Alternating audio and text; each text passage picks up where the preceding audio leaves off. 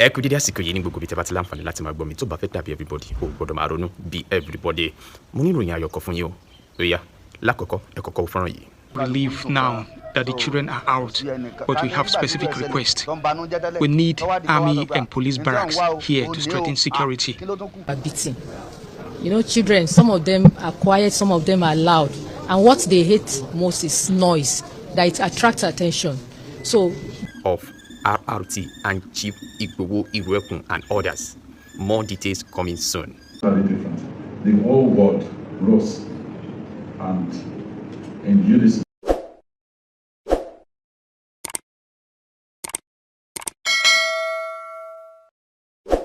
Ọ̀tẹ̀ ló ń jẹ́ ló ń pè ọ́ kò sẹ́ni tí ò lórúkọ tiẹ̀ àti wípé ọmọ kì í gọ̀ títí sẹ́ẹ̀ kó gbàgbé orúkọ ara rẹ̀. Ààfin tèmi ò nílò ìdánimọ̀ lọ́jà tó bá dọ́jà báyìí wọ́n á mọ̀ kó dọ́jà ni. Èmi tí ń tòótọ́ Samuel Owóyẹmí fẹ́lẹ́fẹ́lẹ́ láyé lórúkọ mi fẹ́lẹ́ ní gbogbo èèyàn mọ̀ mí sí. Èmi náà kọ́ Ọlọ́run ọba òkè ló fún mi ṣe ní gbogbo ìgbà. A dúpẹ́ lọ́wọ́ Ọlọ́run. Ẹ jẹ́ n kọ́kọ́ dúpẹ́ lọ́wọ́ gbogbo àwọn ènìyàn tí ẹ máa ń bá mi wo fọ́nrán mi yìí. Mo dúpẹ́ púpọ̀ mo mọ̀ ọ́ lóore. Àjọṣe wo ní bàjẹ́ wọn ní jígbíngbé tẹ̀bí dára tọmọtọmọ láṣẹ ọba mi aláwùrábí. Gbogbo ìgbìyànjú yín lókè erùpẹ̀ kò mà ní já sí asán. Ohun tí ẹ máa jẹlẹ̀ ń wá kiri ẹ̀ ní pàdé ohun tó máa jẹ yín láṣẹ ọba mi aláwùrábí. Láì dènà pẹ̀lú láì fi ọ̀pá pọ̀lọpọ̀lọ péjọ tó bá fẹ́ dàbí everybody ó gbọ́dọ̀ máa ronú bí everybody. Lánàá ni gbogbo ẹ̀ wáyé níbi tí iléeṣẹ́ ọmọ ológun ẹ̀ka ti ìpínlẹ̀ Ọ̀yọ́ ti yọ̀ǹda àwọn akẹ́kọ̀ọ́ àti àwọn olùkọ́ èyí tí wọ́n jí gbé ní ìjọba ìbílẹ̀ Oríire ní ìlú Ògbómọ̀ṣọ́. Wọ́n yọ̀ǹda rẹ̀ fún ìjọba ìpínlẹ̀ Ọ̀yọ́ níbi tí ìjọba ìpínlẹ̀ Ọ̀yọ́ ti wá yọ̀ǹda àwọn akẹ́kọ̀ọ́ yìí àti àwọn olùkọ́ wọn fún àwọn mọ̀lẹ́bí wọn. Kó tó di wípé yẹn wáyé, ọkọ mo fẹ́ pẹ́ nọ́tìsì kankan wípé ọkọ ọ̀gá àgbà ilé ìwé tí wọ́n jí àwọn akẹ́kọ̀ọ́ yẹn gbé Professor Alamu wọ́n fi ìdùnnú àti ayọ̀ hàn ní ilé ìjọsìn lọ́jọ́ àìkú Sunday. Ìdùnnú wo ló tútú eléyìí wípé òkú wọn kọ́ ló dá padà. Bó tilẹ̀ jẹ́ pé ìròyìn ayọ̀ yẹn dé sí wọn létí ni wọn ò tí fi ojú rí ìyàwó wọn ṣùgbọ́n síbẹ̀síbẹ̀ wọn dùnnú bẹ́ẹ̀ náà lórí fún àwọn òbí alágbàtọ́ tí àwọn ọmọ wọn dé padà láyọ̀ àti àlàáfíà. Ṣùgbọ́n bani nínú lọ́kàn jẹ́ púpọ̀ pé àwọn olùkọ́ tí wọ́n ṣekú pa nínú ìrìn àjò yìí báwo ni a ṣe fẹ́ ṣe ọ̀rọ̀ wọn sí. Ọmọ ológun náà tó pàdánù ẹ̀mí rẹ̀ ìdílé rẹ̀ fi sọdímọ̀ pé òun ni ìrètí àwọn ní pé ìrètí àwa hope is gone. Gẹ́gẹ́ bí bàbá ọ̀kan lára àwọn ọmọ ológun tí ó fi ẹ̀mí rẹ̀ lélẹ̀ tí wọ́n dá ẹ̀mí ẹ̀ légbodò níbi ìṣẹ̀lẹ̀ àti rí àwọn ọmọ yìí gbà padà láyọ̀ àti àlàáfíà. Now ẹ jẹ́ ká tẹ̀sí ọwọ́ wájú. Gbogbo wa ló ṣeé ṣe ká ti rí ètò ìfọ̀rọ̀wérọ̀ yẹn ní àná níbi tí ìyáàfin Rachel Alamu ti bá àwọn oníròyìn sọ̀rọ̀. Àwọn kọ́kọ́ wà tó jẹ́ wípé mo fẹ́ jẹ́ kí ẹ dìmú nínú ọ̀rọ̀ yẹn. Ọ̀rọ̀ tó dìbò ẹ wo bí wọ́n ṣe ṣe àlàyé láti orí bí wọ́n ṣe gbé wọn bí wọ́n ṣe pa àwọn olùkọ́ wọn ni wọ́n pa àwọn olùkọ́ yẹn láti pressurize láti finá mọ́ ìjọba. Ẹ wá gbọ́ àwọn ìrìn àjò yìí tí wọ́n rìn nínú igbó. Wọ́n nígbà kan wọ́n bẹ̀rẹ̀ sí ní fún àwọn yìí ní bisikì ṣùgbọ́n ó dé stage kan wọ́n fún wọn mọ́ wípé ọmọ kékeré wọ́n dárúkọ àwọn ọmọ méjì tí wọ́n jẹ́ wípé wọ́n pariwo kí lọ́mọdé mọ̀ tí wọ́n jẹ́ pé wọ́n wá fi aṣọ wọ́n fi di wọn lẹ́nu. Àwọn ọmọ kékèké wọ́n bẹ̀rẹ̀ sí ní nà wọ́n. Ìyá yẹn ẹgbọ́ ìyá yẹn sọ ìyá Àlàmú sọ wọ́n ní àwọn ọkùnrin nínú wọn wọ́n ṣe ni wọ́n lọ́wọ́ wọ́n ṣe ni wọ́n lẹ́sẹ̀ wọ́n fi ojú wọn rí ohun tá a máa jẹ là ń wá kiri ànípàdé ohun tó máa jẹ wá iṣẹ́ wo ò ní dìṣẹ́ mọ́ wa lọ́wọ́. Ìyá yẹn ṣàlàyé débi wípé lóòtítọ́ wọn ò fọwọ́ kan àwọn ọ̀kan lára àwọn èèyàn tó ń bá ìyá yìí sọ̀rọ̀ oníṣẹ́ ẹni sexual assault wáyé. Ìyá yẹn ní rárá ṣùgbọ́n ìrírí tí àwọn ìyá yìí fi ojú rí nínú igbó yẹn. Ẹ wá gbọ́ ọ̀rọ̀ kan tí mo fẹ́ jẹ́ kẹ́ dìmú nínú ọ̀rọ̀ tí ìyá yẹn sọ. Wọ́n ní ṣíṣiṣẹ́ ní rural area 28 years wípé ó kù ọdún mẹ́rin tí àwọn yóò fi kúrò lẹ́nu iṣẹ́ yìí wípé ohun tó ṣẹlẹ̀ yìí àwọn ò tí lè sọ bóyá ìrìn àjò yẹn yóò tẹ̀sí ọwọ́ wájú. Bẹ́ẹ̀ wọ́n ní ohun táwọn fẹ́ káwọn ṣàrí ọkàn àwọn ká tó lè gbé ìgbésẹ̀ tó kàn. Ohun tó dìrọ̀ mọ́ gbogbo ọ̀rọ̀ tí àyẹn sọ lánàá ó yẹ kó ti ṣí ojú wa sí àwọn nǹkan tó ń lọ nígbà táwọn ajínigbé bá jí ènìyàn gbé nípa ti àwọn agbègbè tí wọn kò tí ì lajú tí àwọn ilé ẹ̀kọ́ lọ́lọ́kọ̀ọ́jọ̀kan àwọn ilé ẹ̀kọ́ alákọ̀ọ́bẹ̀rẹ̀ tí wọ́n wà kì í ṣe nípínlẹ̀ Ọ̀yọ́ nìkan. Àròkọ ńlá ọ̀rọ̀ ńlá ni ìyá yìí sọ níbi ètò ìfọ̀rọ̀wérọ̀ yìí tí àwa bá lè ronú jinlẹ̀ dáadáa tá a bá lè gbọ́ tá a bá lè rò ó wípé ohun táwọn fojú àwọn ọmọdé yìí rí lẹ́yìn èèyàn kan wá jókòó lẹ́wà sọ pé wọ́n plan ẹ̀ lẹ́yìn èèyàn kan wá jókòó lẹ́wà ń fi ẹ̀sùn kan ààrẹ Bọ́lá Ahmed Tinubu wípé òun ló ṣe bẹ́ẹ̀ òun ló kó àwọn ọmọ yìí pamọ́.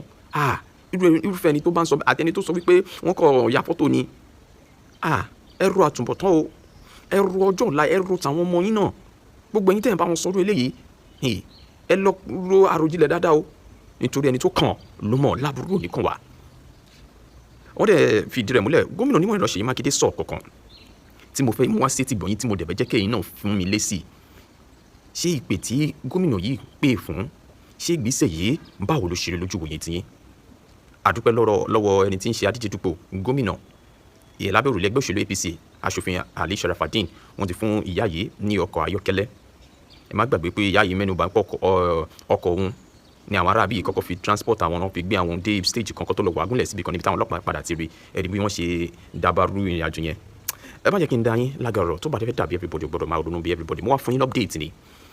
pẹ̀lú bí gbogbo ohun tí mo sọ yìí ó ṣeéṣe kẹ́yìn kan má rè, ṣùgbọ́n mo fẹ́ jẹ́ kí ọ̀rọ̀ yìí kẹ́ bá wa rò dáadáa. Gbogbo ohun tí ẹ bá rí sí, nítorí ohun tó ṣẹlẹ̀ yẹn kì í ṣe nǹkan kékeré o. Bó ṣe tabára lé ló tabára oko ló tabá ìjọba nínú orílẹ̀-èdè tá a wà yìí, pàápàá jùlọ nílẹ̀ Yorùbá. Ẹ jẹ́ kí n ka ọ̀rọ̀ tí gómìnà onímọ̀ ẹ̀rọ Ṣèyí Mákindé wọ́n pè fún ìgbésẹ̀ yìí. Ẹ jẹ́ kí n sáré mọ́ àṣetì ìbọn yín. Ọ̀yọ́ abduction. I call on the United Nations and International Human Rights Organization to investigate it. Gómìnà onímọ̀ ẹ̀rọ Ṣèyí Mákindé ń pè àwọn ké sí àjọ United Nations àti àwọn àjọ tí ń jà fún ẹ̀tọ́ ọmọ ènìyàn lágbàáyé láti wá ṣe iṣẹ́ ìwádìí lórí ìṣẹ̀lẹ̀ yìí gangan. Ọ̀yọ́ State Governor Ṣèyí Mákindé has urged the United Nations and international human rights organizations to investigate the abduction of school children and teachers in Orire local government area on May 15. The governor made the appeal on Monday while addressing the public after receiving the rescued pupils and their teacher at his office in Ibadan. Wọ́n ní wọ́n sọ ilé lánàá náà ni o, nígbà tí wọ́n gba àlejò àwọn akẹ́kọ̀ọ́ àti àwọn olùkọ́ wọn tán ní ilé-iṣẹ́ rẹ̀. According to Makinde, the circumstances surrounding the kidnapping are serious and unusual enough to require an independent international investigation. Wọ́n ní gbogbo àwọn nǹkan tó ṣe kàyéfì tó dìrọ̀ mọ́ ọ̀rọ̀ ìjínigbé yìí ó gbà fún iṣẹ́ ìwádìí gẹ́gẹ́ bí gómìnà onímọ̀ ẹ̀rọ Ṣèyí Mákindé ṣe ti ń pè fún. Ẹ jẹ́ kí n tẹ̀síwájú. He said the incident should not be treated as an ordinary security case, stressing that the fact must be thoroughly examined. Wípé àwọn ò gbọ́dọ̀ fojú lásán wò ó, wọn ò gbọ́dọ̀ fi ọwọ́ yẹpẹrẹ mú, wípé àwọn kankan wà tí wọ́n gbọ́dọ̀ ṣe àgbéyẹ̀wò lórí ìṣẹ̀lẹ̀ ìjínigbé yìí. Okay. I call on the appropriate international human rights and accountability mechanisms, including those within the United Nations system, to closely examine the facts surrounding these abductions. And the governor said, the governor said, Makinde maintained that he was making the request in his capacity as the governor of Oyo State, describing the incident as one that deserves global attention and accountability. Gbogbo ojú ló ti wà lórí ọ̀rọ̀ yìí nílé lóko àti lẹ́yìn odi. Gómìnà onímọ̀ ẹ̀rọ Ṣèyí wá pè fún ìgbésẹ̀ pé iṣẹ́ ìwádìí ó gbọ́dọ̀ wáyé o, kí wọ́n ṣe láti orílẹ̀-èdè Nàìjíríà nìkan, lọ́dọ̀ àwọn àjọ àgbáyé United Nations àti Human Rights International. Kí lẹ rí sí ìgbésẹ̀ gómìnà onímọ̀ ẹ̀rọ Ṣèyí Mákindé yìí? Ibo lẹ̀yin rò pé ọ̀rọ̀ náà ti ń bọ̀? Ibo lẹ rò pé ọ̀rọ̀ náà dé dúró? Ibo lẹ rò wípé ọ̀rọ̀ yìí fẹ́ yọrí sí? Torí èmi mọ̀ pé kò tí tán síbẹ̀. Kò tí tán o. Tó bá fẹ́ dàbí everybody o gbọ́dọ̀ máa ronú bí everybody. Lóòótọ́, má yẹ kí n sọ̀rọ̀ sí, ẹ jẹ́ kí n fi ìdáhùn sí ọ̀dọ̀ yín ará lé pẹ̀lú ìgbésẹ̀ tó onímọ̀ ẹ̀rọ Ṣèyí Mákindé tí wọ́n gbé yìí. Ìjọba, ẹ̀yin ará ìlú, gómìnà onímọ̀ ẹ̀rọ Ṣèyí Mákindé sọ kankan nínú ọ̀rọ̀ tí wọ́n fi bá àwọn èèyàn sọ̀rọ̀ wípé ẹ má jẹ́ ká rò pé ó ti tán bẹ́ẹ̀ o. Ẹ jẹ́ ká ṣe kíni, ẹ jẹ́ ká sọ ohun tó bá ṣe àjèjì sí wa tá a bá rí láwọn agbègbè wa. Nítorí irúfẹ́ nǹkan wọ̀nyí àwọn ará bí ẹ mọ̀ pé wọ́n ṣekú pa wọ́n fẹ́ gbẹ̀san. Ọlọ́run ò ní jẹ́ kí wọ́n tún ṣíjú sí ilẹ̀ Yorùbá mọ́ o. Mo dẹ̀ rí ìròyìn ayọ̀ kan pé wọ́n sọ pé wọ́n ní ohun àlùmọ́nì ní ìpínlẹ̀ Ọ̀ṣun, wọ́n tuntun mú ọ̀rọ̀ ètò ààbò wọ́n ti mú lókùnkúndùn níbẹ̀. Tá bá ń ṣe gbogbo àwọn nǹkan tó lè máa fojú àwọn ará bí mọ́ra títí tí Ọlọ́run yóò fi lànà fáwa ilẹ̀ Yorùbá, ká gbájúmọ́ gbogbo àwọn nǹkan wọ̀nyí. Èyí tó ṣẹlẹ̀ yà adúpẹ́ pé òkun, ṣùgbọ́n ìjọba kò tán síbẹ̀. There is more to it. Ẹ bẹ̀rẹ̀ sí ní ṣe gbogbo ohun tó yẹ kẹ́ ṣe. Gbogbo ẹ̀sùn tí wọ́n fi ń kàn yín, owó tí ìjọba ń fún yín, ẹ lò ó síbi tó yẹ àti ibi tó tọ́ to avoid something like this. Ó ń gbọ́ bọ̀ o, àwọn kan ni mo rí tí ẹ jẹ́ kí n sọ àṣeyọrí kan fún yín láti ọ̀dọ̀ olóyè Sunday Igboho. Wọ́n ní breaking news, ẹni tí ń ṣe agbẹnusọ wọn Ọláyẹmí Kóìkì ni wọ́n fi ìròyìn léde. On the breaking news coming from the rescue of Alhaji Rasheed Ogun and Pastor Sunday, both kidnapped on Wednesday, 8 July from Okeo, Oyo State. Both of them are now free after the operation to rescue them tonight from terrorists. Rescue mission was done in conjunction of RRT and Chief Igbowo Iruekun and others. More details coming soon. On Fidelity, 13 July 2026, Olayomi Koiki. Àṣeyọrí kan nìyẹn o tí olóyè Sunday Igboho tún ṣe. Bàbá tí wọ́n jí gbé ní headmaster tí wọ́n sọ pé wọ́n jí gbé láìpẹ́ yìí níjọba ìbílẹ̀ Ìtẹ̀síwájú, ìyẹn yàtọ̀, wọ́n ti rí bàbá náà gbà padà láyọ̀ àti àlàáfíà ní àná òde yìí náà ni. Ṣe rí pé ìròyìn ayọ̀ ń gùn lé ìròyìn ayọ̀ eléyìí tó tún wá wà lẹ́yìn àwọn èèyàn ò ní rí o, olóyè Sunday Igboho tún ṣe àṣeyọrí yìí o.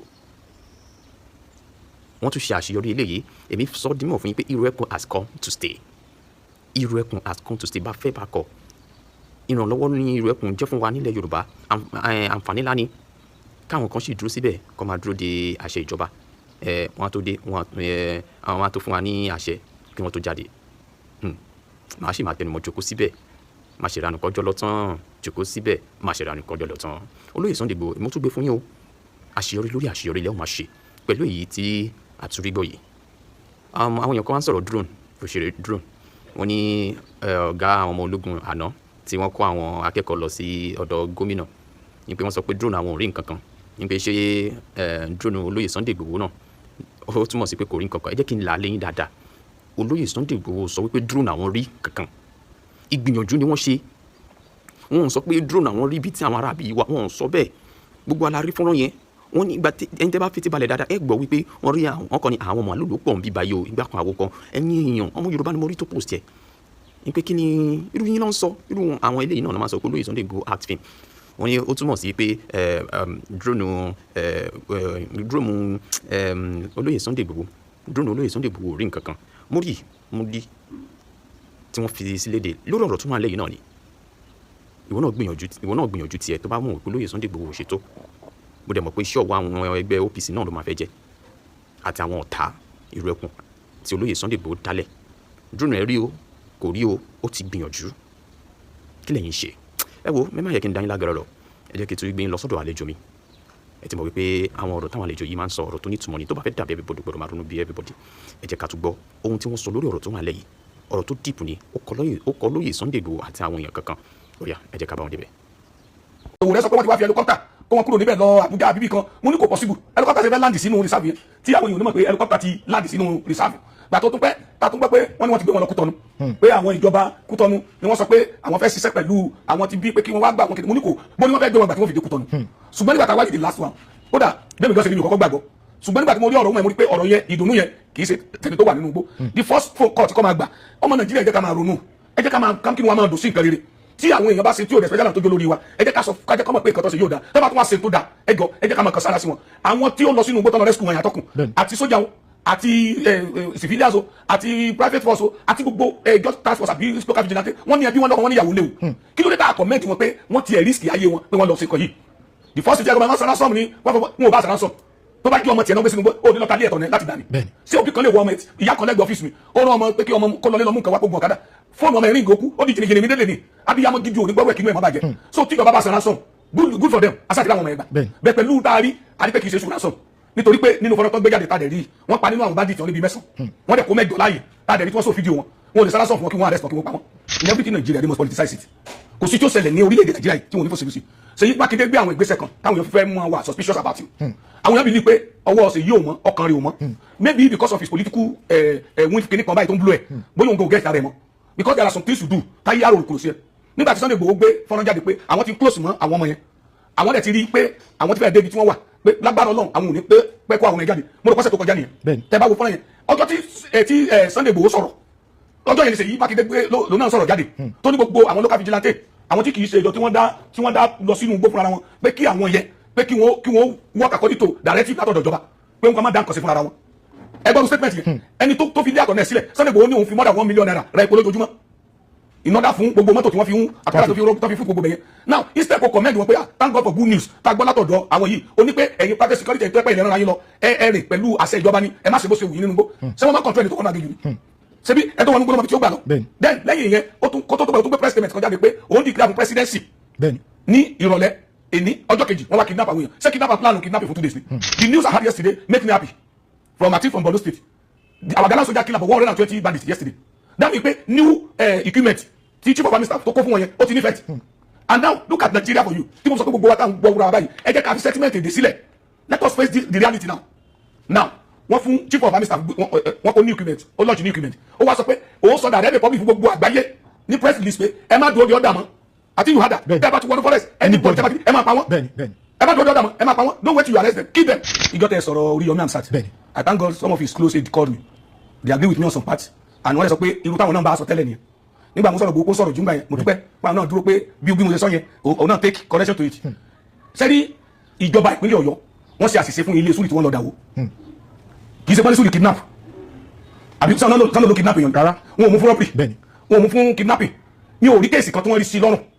torí mi ò rò pé bóyá gbẹ́jọ́ kan dé pé bóyá sùúrù pààyàn níbì kan àbí ó ń train ní àwọn ẹni burúkú kan lẹ́niwẹ̀ẹ́ ṣùgbọ́n kankan wà tí mo fẹ́ kẹ́yìn èèyàn máa gbọ́ kò sí iná tó ń jó tẹ̀ fi òní jáde kò dẹ̀ sẹ́ẹ̀fì tí ò ní múná jáde ìkankan bẹ láàárín Mákindé àti Sùúrù àti Oríyọmí Hamzat then bí èèyàn bá gbé gbòógì olóró tẹ́lẹ̀ tó bá bìlọ́ tó wọ́n kàtẹ́ ìjọ tó bá dá tiẹ̀ sí ó ti dọ̀tà àwọn kàtẹ́ yẹn bí ó ṣe ṣubú ni wọ́n máa wá Ṣèyí Mákindé is not a politician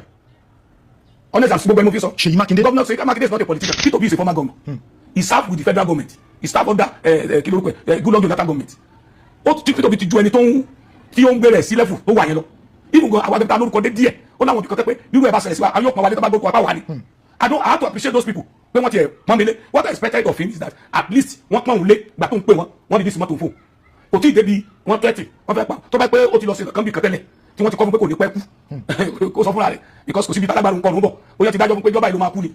gbogbo ẹ̀yin tẹ́ ń wò mí lé gbogbo nǹkan míì tẹ́ ẹ mọ̀ nípa bí wọ́n ṣe fi àwọn ọmọ Ògbómọ̀ṣọ́ yìí sílẹ̀ gbogbo rẹ̀ ni wọ́n yànnàná rẹ̀ nínú ìfọ̀rọ̀wérọ̀ mi lónìí gbogbo tó ṣẹlẹ̀ lórí tó ṣẹlẹ̀ nípínlẹ̀ Ọ̀yọ́ àti gbogbo tó ṣẹlẹ̀ nílẹ̀ yìí pátápátá tẹ́ ká sọ̀rọ̀ kọ́gbọ́n lórí ọ̀rọ̀ ààbò àti ìgbésẹ̀ wa gbogbo ẹ̀ pátápátá láyàn náà lónìí àwọn òkúdóró ọ̀rọ̀ tẹ́ ẹ̀ gbọ́ rí tó dẹ̀ yẹ kẹ́ ẹ mọ̀ àṣírí kan tí mi ò sọ síta gbogbo ẹni máa sọ ní lónìí orúkọ mi ni mo kí gbogbo ẹ̀yin tí ẹ ń wò mí nílé pátápátá nítorí tó jò bá ń rọ̀ máa pé mo ṣiṣẹ́ òun àwọn ẹ̀ máa wà nígbó tó òun bá mú màdé báwo làwọn yìí ṣe kí ni wọ́n ń jẹ tí bá jẹ́ òun àwọn nígbà mi tá a ṣe fàájì tá a jẹ tá a ṣe lé ojú mi àtúgbọ́ lójú mi pé níbo ni ipò wo ni àwọn ọmọ yìí àti àwọn olùkọ́ wọn wà àdúpẹ́ lọ́wọ́ Ọlọ́run pé ọba mi ó ti tú wọn lẹ̀ láyọ̀ àti àlàáfíà irú rẹ̀ ò ní ṣẹlẹ̀ mọ́ Ọlọ́run ti bá wa yóò bá wa dẹ́kun àwọn jàǹdùkú yìí His Special Majesty ààrẹ ọba ambassador Dr. Adéyẹmí Onímọ̀njẹ́ ọba àṣà àti èdè ilẹ̀ Yorùbá ọmọ bíbí ìlú pàmẹ́sì ní ìlú Kwara ṣùgbọ́n ìpínlẹ̀ Èkó gangan mo fi ṣe dùgbẹ́. ẹ ṣeun gan bàbá àdúpẹ́ lọ́wọ́ yín lẹ́yìn ìgbà tí fọ́nrán tó jáde ní gbogbo àná káàkiri gbogbo àgbáláyé tí wọ́n fi ń dunú pé àwọn ọmọ tí àwọn bòròró àti àwọn bandits gẹ́gẹ́ bí wọ́n ṣe ń pè wọ́n tí wọ́n jí gbé ní ìlú Ọ̀yọ́ nílùú Ògbómọ̀ṣọ́ níbi tí ìṣẹ̀lẹ̀ yẹn ti ṣẹlẹ̀ fọ́nrán yẹn jáde ní pé wọ́n ti gbà wọ́n lẹ̀ wọ́n ti rescue wọn lánàá tó dẹ̀ káàkiri gbogbo àgbáláyé ṣùgbọ́n nígbà tí fọ́nrán yẹn jáde àtúnlẹ̀ àwọn fọ́nrán míì kankan tí ọ̀pọ̀lọpọ̀ àwọn èèyàn sọ ní pé àwọn owó gangan ló gba àwọn ẹ̀wọ̀n yìí ṣé olóyè Sunday Igboho ni ṣé àwọn ọlọ́pàá ni àbí àwọn ìjọba kan fi àwọn nǹkan wọ̀nyí àbí tẹ̀wọ́n kan fi ń rú wa lójú ni bàbá nígbà tí ẹ rí fọ́nrán yẹn jáde kí lẹ tiẹ̀ lè kọ́kọ́ sọ nípa nǹkan tí ẹ bá pàdé náà. kó tó di pé final one yìí tí wọ́n sọ pé wọ́n fi wọ́n lẹ̀ ta tó wájú òtọ́ yẹn ó jáde ọ̀pọ̀lọpọ̀ nǹkan tó ti ń jà rẹ̀ ṣùgbọ́n bẹ́ẹ̀ kẹ́yìn tẹ́ máa ń wò mí létẹ́ ń gbọ́ mi tẹ́ máa gbọ́ ọ̀rọ̀ tó máa ń jáde nígbà mi rí pé mo máa ń ṣe ìwádìí ìmọ̀ ìjìnlẹ̀ kí tó sọ̀rọ̀ nínú last interview mi tẹ́lẹ̀ kan comment pé wọ́n náà ti kó àwọn ẹ̀kúrò nínú igbó reserve ti Ọ̀yọ́ mo ní kò possible mo nítorí Sunday Igboho ó ti kọ́ọ̀bù àwọn eré àbìkan mẹ́rin àwọn local vigilante ti kọ́ọ̀bù eré àbìkan mẹ́rin àwọn sójà àti àwọn ẹlẹ́ṣọ́ ààbò àwọn ti kọ́ọ̀bù mọ́lẹ̀ ti rí pé àwọn ti súnmọ́ àwọn ọmọ yìí kò sí kù kìí ṣe ni nítorí ẹ̀mí àwọn ọmọ yìí ẹgbà yẹn ni Sowore sọ pé wọ́n ti wá fi helicopter kó wọn kúrò níbẹ̀ lọ Àbújá àbíbí kan mo ní kò possible helicopter ṣe fẹ́ land sínú reserve yẹn tí àwọn èèyàn onímọ̀ pé helicopter ti land sínú reserve gbà tó tún pẹ́ ta tún gbọ́ pé wọ́n ní wọ́n ti gbé wọn lọ Kútọ́nù pé àwọn ìjọba Kútọ́nù ni wọ́n sọ pé àwọn fẹ́ ṣiṣẹ́ pẹ̀lú àwọn ti bí pé kí wọ́n wá gbà wọn kí mo ní kò bó ni wọ́n fẹ́ gbé wọn gbà tí wọ́n fi dé Kútọ́nù ṣùgbọ́n nígbà táwa di the last one kódà bẹ́ẹ̀ mi gbọ́ sẹ́ni mi ò kọ́kọ́ gbàgbọ́ ṣùgbọ́n nígbà tí mo rí ọ̀rọ̀ wọn mo rí pé ọ̀rọ̀ yẹn ìdùnnú yẹn kì í ṣe tẹ̀lé tó wà nínú igbó the first court kọ́ máa gbà ọmọ Nàìjíríà ẹ jẹ́ ká máa ronú ẹ jẹ́ ká máa kí wọn máa dùn sí nǹkan rere tí àwọn èèyàn bá ṣe tí ò dẹ̀sẹ̀ jálà tó jó lórí wa ẹ jẹ́ ká sọ kájẹ́ kọ́mọ̀ pé nǹkan tó ṣe yóò dá tó bá tún wá ṣe tó dá ẹ jẹ́ ká máa kàn sára sí wọn àwọn tí ó lọ sínú igbó tó lọ rescue wọn yàtọ̀kùn àti sójà o àti civilians o àti private force o àti gbogbo just task force àbí local vigilante wọ́n ní ẹbí wọn lọ́kọ̀ wọ́n ní ìyàwó léwu kí ló dé tá comment wọn pé wọ́n ti ẹ̀ risk ayé wọn pé wọ́n lọ sí kan yìí the first thing wọ́n sọ ransom ni wọ́n ò bá sọ ransom tó bá kí ọmọ tiẹ̀ náà gbé sínú gbé ó ní lọ́ka lé ẹ̀tọ́ ní láti gbà ní ṣé òbí kan lè wọ ọmọ ìyá kan lẹ́gbẹ̀ẹ́ ọ́fíìsì mi ó rán ọmọ pé kí ọmọ kó lọ lé lọ mú nǹkan wá kó gbọ̀n kádà fóònù ọmọ ẹ̀rín ìgòkú ó di jìnnìjìnnì mi délé ni abiyamọ gidi òní gbọ́wọ́ ẹ̀kínú ẹ̀ má bàjẹ́ so tíjọba bá sọ ransom good for them asàtì láwọn ọmọ ẹ̀gbà bẹ́ẹ̀ pẹ̀lú taari àdìpẹ́ kì í ṣe ṣù ransom nítorí pé nínú fọ́nrán tó gbé jáde tàdé rí wọ́n pa nínú àwọn bá dìtì wọn níbi mẹ́sàn-án wọ́n dẹ̀ kó mẹ́jọ láàyè tàdé rí tí wọ́n sọ fídíò wọn wọn ò lè sọ ransom fún wọn kí wọ́n arrest wọn kí wọ́n pa wọn then sẹ́ni gbogbo àwọn tó nípa nínú kíní yẹn pátápátá òun ó yẹ kí gbogbo wa ká máa ṣàdúrà fún ká lè máa dúpẹ́ Sunday Igboho wọnú igbó ó ń sọ fídíò yẹn bí wọ́n ṣe súnmọ́ àwọn bandits yìí kódà tí wọ́n ti kan màlúù wọn tí wọ́n ti rí petrol tí wọ́n ti rí traces màlúù ọ̀sán àdéhùn ọ̀kadà màlúù ò lè lo petrol bẹ́ẹ̀ bí wọ́n ṣe súnmọ́ wọn náà pé wọ́n ti súnmọ́ àwọn yìí bẹ́ẹ̀ dẹ̀ ni àwọn ẹ̀ṣọ́ aláàbò yẹn náà ni wọ́n ṣe tiwọn it was a joint effort but ohun kankan tó ń dùn mí lọ́rọ̀ àwọn Yorùbá ni pé every good things tí ìjọba bá ti ṣe because of that personal hatred tá a ní fún wọn àyè sí nǹkan mìíràn ẹ jẹ́ ká tiẹ̀ kọ́gbọ́n ká máa appreciate pé àwọn yìí ṣe nǹkan kan tó dáa tí èèyàn bá fún ẹ ní 10 naira lónìí tó bá ń dúpẹ́ lọ́wọ́ ẹ̀ inú rẹ̀ á máa dùn láti máa ṣe sí bẹ́ẹ̀ kí èèyàn fún ẹ ní 1000 kò ní ṣé 1000 ni wọ́n fi ń jẹun ni mo ní ọ̀rẹ́ kan ó lóun fẹ́ ra data mo send 2000 kó fi ra data ó ní ṣé data 2000 lèmi rà ni mo lórí 500 lèmi máa rà ó ní 500 ní 1000 lèmi rà bẹ̀tẹ̀ mi believe pé kì í ṣe data nìkan ló fẹ́ rà lókè send 2000 sí ó dá tí ò bá tẹ̀lé ọ̀nà send owó ṣé màá fẹ́ ní ẹ lọ́jọ́ mi bẹ̀tẹ̀ tí mo send 1000 sí tó fi àdúrà tó fi tẹ̀lé tó fi ọpẹ́ tẹ̀lé tó pé gbogbo tí ó dùn mí nílò náà sí màá máa wá 1000 2000 lójúmọ́ máa fà kó máa fẹ́ yìí tí ìjọba bá ṣe nǹkan ẹ̀yin tẹ́ ń wò wá ẹ̀yin tẹ́ ń gbọ́ ẹ tó educate àwọn tó kù pé kí wọ́n máa appreciate tí ìjọba ṣe mo máa ń dira fẹ́ẹ̀tì nígbà mi tí kò bá ń lọ lẹ́ni yìí mo wo fọ́nrán kan lórí ayélujára tí ọmọ Ìgbò kan tó so gbogbo ọ̀nà tí ìjọba yìí ṣe ní east ó wá sọ fún àwọn pé pẹ̀lú gbogbo tẹ́ni yìí ṣe yìí kódà kó tiẹ̀ ṣe tó ẹ̀yẹ́ ká sì dúpẹ́ rere kan tó ṣe náà so the rescue is joint effort ọlọ́pàá ò claim pé àwọn nìkan ni sójú ò claim pé àwọn nìkan ni when the government and what do you call it commissioner of police àti AIG gan tó dúpẹ́ lọ́dọ̀ àwọn yẹn ó ní pẹ̀lú ìrànlọ́wọ́ àwọn local vigilante àti ìfọwọ́sowọ́pọ̀ àwọn èèyàn tó pọ̀ òun ló fi ṣe é ṣe adúpẹ́ pé wọ́n dé láyọ̀ àtàlàfíà. ọpẹ́ ni fọ́lọ́run ọpẹ́ ni fọ́lọ́run ọpẹ́ ni fọ́lọ́run bàbá ẹ ṣeun gan bí ẹ ṣe bá wà yànnà náà yẹn lẹ́yìn ìgbà tí fọ́nrán yìí náà tún jáde ọ̀pọ̀lọpọ̀ àwọn èèyàn sọ pé oníkálukú ń sọ pé kó dúpẹ́ lọ́wọ́ ààrẹ Bọ́lá Ahmed Tinubu fún iṣẹ́ akitiyan tí wọ́n ṣe lórí bí àwọn yìí ṣe jáde ṣùgbọ́n a tún wá rí pé àwọn kan náà tún jáde tí wọ́n tún sọ̀rọ̀ pé ṣèbí ibi tí ìṣẹ̀lẹ̀ yìí ti ṣẹlẹ̀ ìlú Ọ̀yọ́ ni wọ́n dẹ̀ ní gómìnà ń bẹ̀ kàkà tó yẹ kí wọ́n gbóríyìn fún gómìnà tó ṣiṣẹ́ gangan ó sì jẹ́ pé ààrẹ Bọ́lá Ahmed gangan ni wọ́n gbóríyìn fún níbẹ̀ ìtumọ̀ pé ààrẹ Bọ́lá Ahmed Tinubu àwọn ọlọ́ṣakitiyan tí àwọn ọmọ ìfi jáde pé kò ń ṣọwọ́ Ṣèyí Mákindé pé ṣé kò ń ṣe pé kíní ìtì ń jọ ọ̀rọ̀ political things. In everything Nigeria they must politicize it kò sí tí ó ṣẹlẹ̀ ní orílẹ̀-èdè Nàìjíríà tí wọ́n ní fòṣèlú sí Ṣèyí Mákindé gbé àwọn ìgbésẹ̀ kan táwọn èèyàn fẹ́ mú wa suspicious about him àwọn èèyàn believe pé ọwọ́ Ṣèyí ò mọ́ ọkàn rẹ̀ ò mọ́ maybe because of his political win kìíní kan báyìí tó ń blow ẹ̀ bóyá òun kò get ara ẹ̀ mọ́ because there are some things to do táyé àrò kúrò sí ẹ̀ nígbà tí Sunday Igboho gbé fọ́nrán jáde pé àwọn ti close mọ́ àwọn ọmọ yẹn àwọn dẹ̀ ti rí pé àwọn ti fẹ́ débi tí wọ́n wà pé lágbára Ọlọ́run àwọn ò ní pẹ́ kó àwọn ọmọ ẹ̀ jáde mo rò pọ́sẹ̀ tó kọjá nìyẹn ẹ bá wo fọ́nrán yẹn ọjọ́ tí Sunday Igboho sọ̀rọ̀ ọjọ́ yẹn ni Ṣèyí Mákindé gbé lòun náà sọ̀rọ̀ jáde tó ní gbogbo àwọn local vigilante àwọn tí kì í ṣe ìjọ tí wọ́n dá lọ sínú igbó fúnra wọn pé kí àwọn yẹn pé kí wọ́n work according to directive látọ̀dọ̀ ìjọba pé wọ́n máa dá nǹkan sí fúnra wọn ẹgbọ́n statement yẹn ẹni tó fi lé àtọ̀ náà sílẹ̀ Sunday Igboho ní òun fi more than 1 million naira ra epo lójoojúmọ́ ìnọ́dá fún gbogbo mọ́tò tí wọ́n fi ń àtọ́lá tó fi fún gbogbo bẹ̀yẹn now instead kò comment wọn pé thank God for good news tá a gbọ́ látọ̀dọ̀ àwọn yìí ó ní pé ẹ̀yin private security ẹ̀yin tó ẹ̀pẹ́ ìlẹ́nu ara yín lọ ẹ rìn pẹ̀lú àṣẹ ìjọba ni ẹ má ṣe bó ṣe wù yín nínú gbó ṣé wọ́n má control ẹni tó wọ́n náà gẹ́gẹ́ yìí ṣebí ẹ tó wọn gbọ́dọ̀ tí ó gbà lọ then lẹ́yìn yẹn kó tó gbé press statement kan jáde pé òun declare for presidency ní ìrọ̀lẹ́ èní ọjọ́ kejì wọ́n wá kidnap àwọn èèyàn ṣé kidnap and plan kidnap for 2 days ni before these people they saw me they were so professional and they have a lot of network tó tí wọ́n ṣe ní Ọ̀yọ́ yẹn ó lè má jẹ́ oṣù kòsìmẹ́jì náà ti plan rẹ̀ ó lè má jẹ́ oṣù mẹ́ta náà ti plan rẹ̀ you can't plan kidnapping today and carry it out tomorrow so kí ni ó declare for presidency kí ló ní í ṣe pẹ̀lú kó kidnap ọmọ and it's just a matter of 6 hours so gbogbo ọ̀rọ̀ tó ń jáde látọ̀dọ̀ Ṣèyí Mákindé àti àwọn ìgbésẹ̀ tó ń gbé làwọn fi believe pé kò wà committed to the rescue but you know ààrẹ òun ni commander in chief if you want to command all these people to come ìjọ tí wọ́n jẹ́ ọmọ ẹgbẹ́ I repeat it ọjọ́ kejì ní àjídé bẹ̀rẹ̀ ní àjídé Ògbómọ̀ṣọ́ ló dé fẹ́ nìyẹn ẹ sọ fọ́nà kan tí local government chairman oríire yẹn àbí ìyàwó ẹ̀ tẹ́tí tó fi sí àwọn family àwọn yẹn ẹ bá mi gbé fọ́nà kan jáde tí federal kan jáde látọ̀dọ̀ chairman oríire local government àwọn ẹbí tí àwọn yẹn fi lẹ̀ everything kí ni effort oríire local government yàtọ̀ fún jọ́ tí Ṣèyí Mákindé lọ bẹ̀ press release wo ni Ṣèyí Mákindé àbí press kìíní ẹ̀ tó gbé jáde lórí ọ̀dọ́ tẹ́lẹ̀ ìtura yìí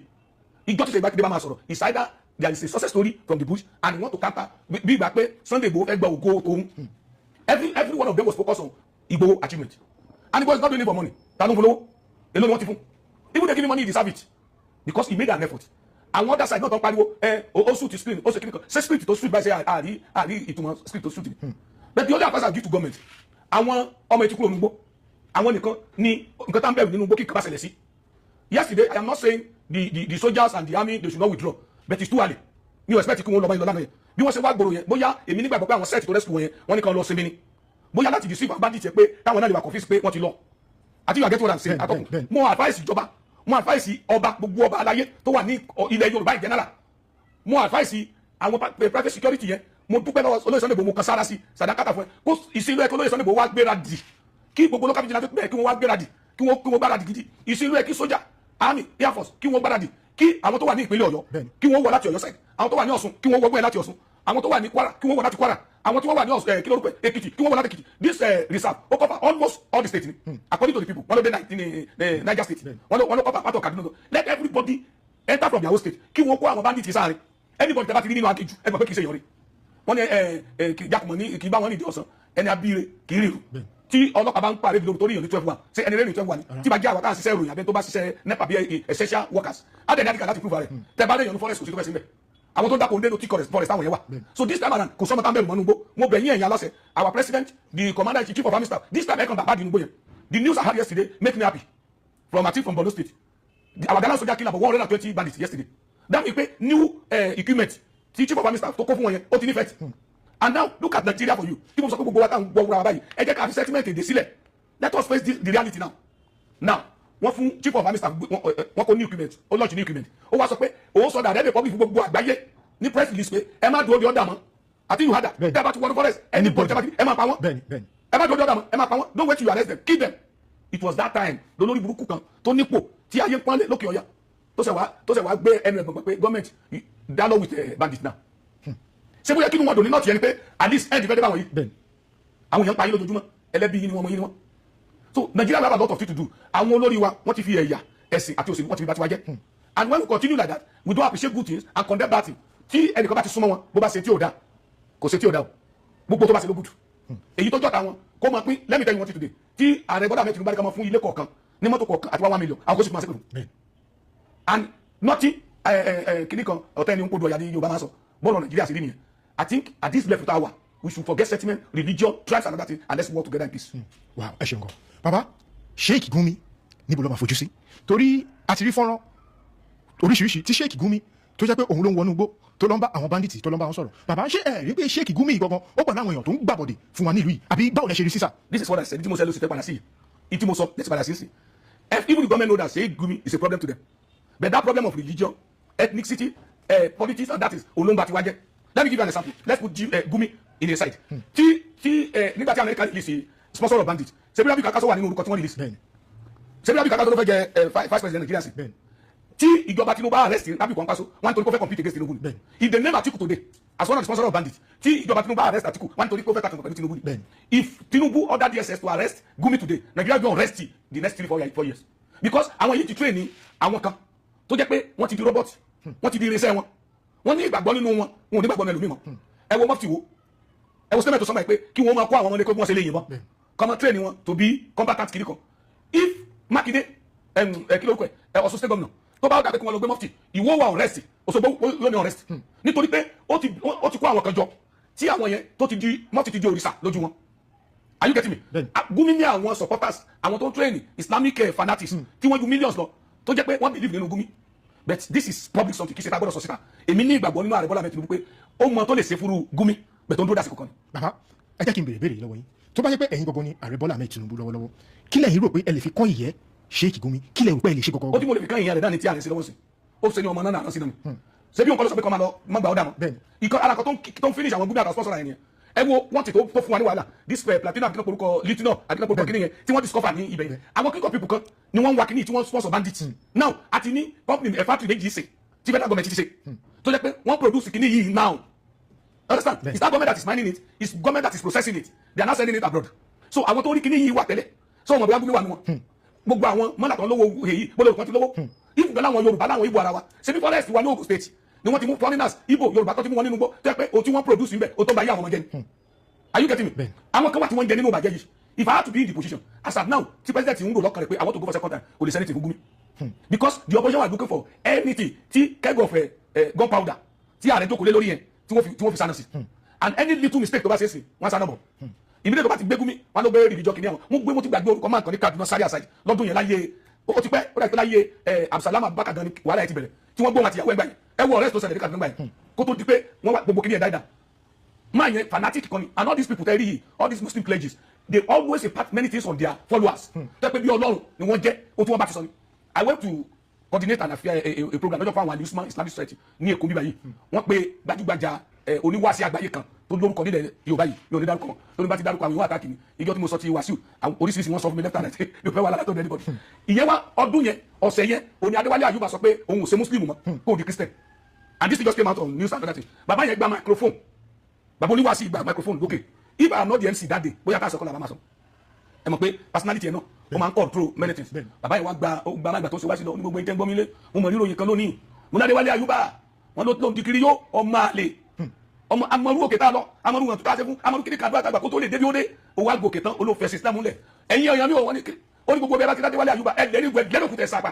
ẹ̀ mọ̀ ìgbò rẹ̀ ṣe ẹ̀ dàgbò rẹ̀ rú so bó ti cite wọn. nǹkan tá a fa ìsọ yẹn. yes and these people their mentality is one way so bó ti sọ yẹn ẹni bàbá ti Adéwálé Àyùbá mo ti wọ́n ṣe yẹn lóòótọ́ immediately tí bàbá yẹn kọ́ọ̀tì wá sí tí mo fẹ́ máa pàwé sórí àti mo sọ agbẹ́mẹ́ pé bàbá fi ọ̀rọ̀ wọn ṣe àwàdà ni o ẹ máa àtàkì Adéwálé Àyùbá everybody ló ní choice fún ìdíje ọkìnrin èmi tí mo bá yín tọ́kùn ètò Christian ni ẹni tí missionary Usman ẹ̀gbọ́n mi ni àbúrò bàbá tèmi ni